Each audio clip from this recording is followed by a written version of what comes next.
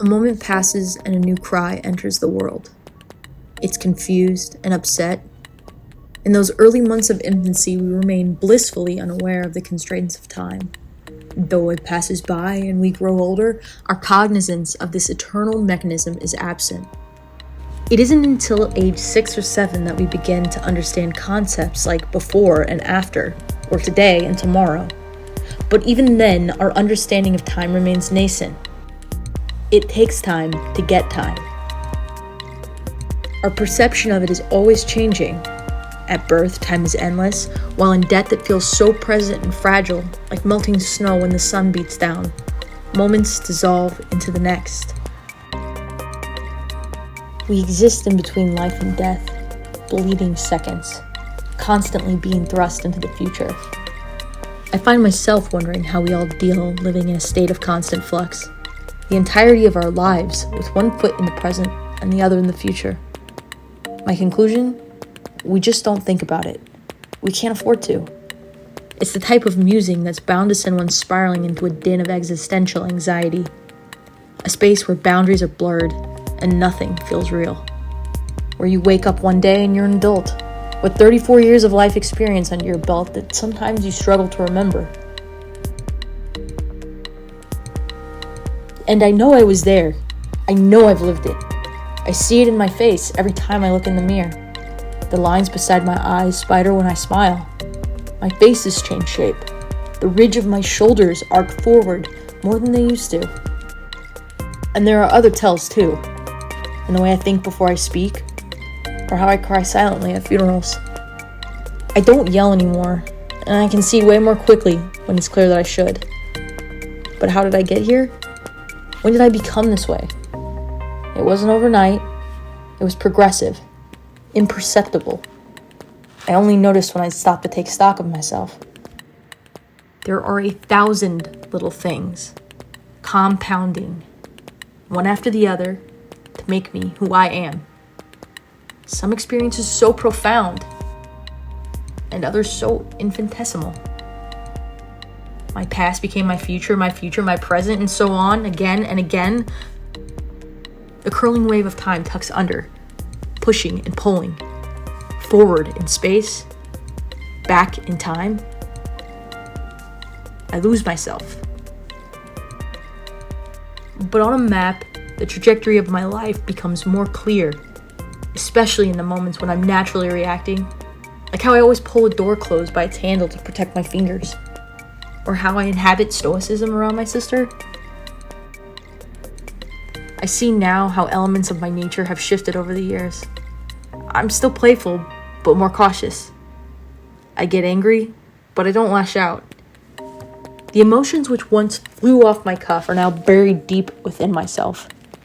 I suppose I know better now that it's not worth wasting time on bitterness and resentment. I tiptoe around time, afraid I might lose it. Afraid I may lose those close to me before our time together feels sufficient. Except the problem is that no amount of time will ever feel sufficient. Things can change in an instant. I know this. Many of us have experienced the impact of sudden death. Mine was finding my friend Shannon's grandmother dead in her home after school. The sight of Shannon in shock, tears welling in her eyes, repeating over and over again, Grandma, please answer me. It's still clear in my mind. Watching her process absence in real time, it triggered something deep within me. Some acknowledgement of impermanence that I never knew before. I was no stranger to change. It was nothing new to me. But it had always been subtle, indiscernible. And I was too young to comprehend the implications of it. But the loss of Shannon's grandma created a rift between us so large, no bridge could ever span it. I watched her distance herself. I felt the intimacy and closeness disappear. The trauma of discovering a loved one in that state had marked Shannon's life forever, and subsequently mine too. That's the way time works. Seconds pass, a coin is flipped, and you'll never be what you were.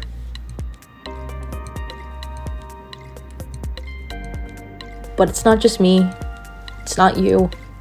The world changes too. A single lane horse and buggy gave way to 6 cylinders, and throngs of people dodging in and out of traffic. People moving endlessly all over the planet. Everyone caught in the interiority of their own lives. Worlds collide and emotions spill over in the street. It happens daily. And it's harder and harder to find a quiet corner. The spaces in between places has lessened. And now we are a day away from the other side of the world. It feels like time is compounding.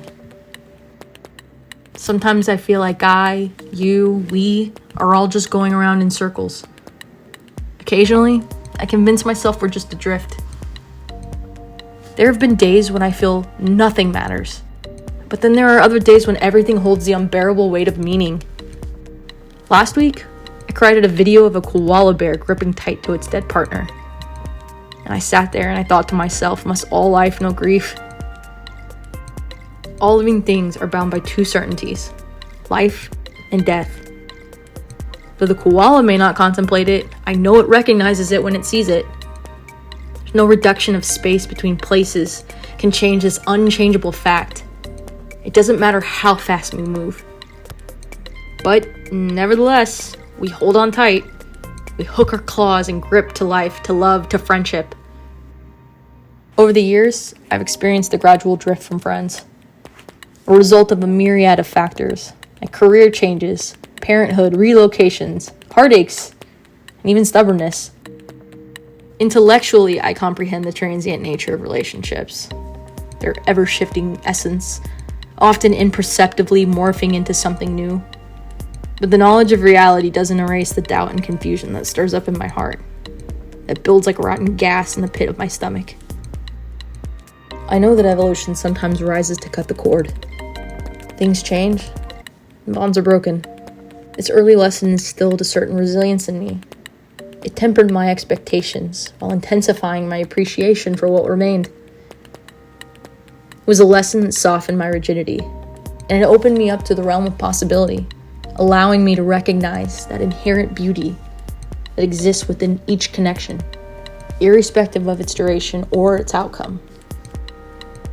You know, it's strangely fascinating, the passage of time. I keep moving and watch it pass by.